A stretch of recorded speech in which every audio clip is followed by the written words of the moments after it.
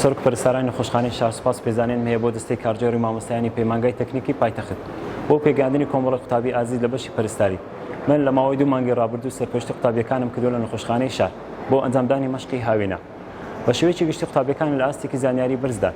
ئێمە بە شێوەیەکی گشتی لێیان ڕازین بە هیوای ئەوەی کە بتوانن لە داهاتوو خزمەتکرد تەندروستی حکوومەتی هەرێمی کوردستان بکەن.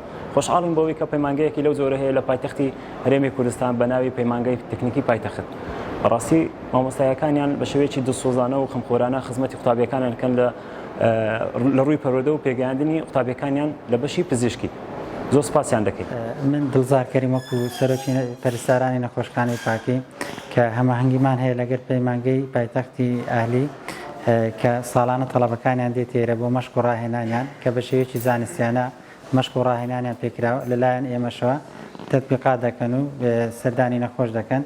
ئێمە وەکو سەرۆکی پەرستاران کاتێک تەڵەبەکانیان دێ زۆر لیان ڕازینە بە شێوەیەکی جوان و فێرە ئەتەکێت و فێرە ئیشە زانستیەکانی پەرستاریان دەکرێت و دەستخۆشیان لێ دەکەین.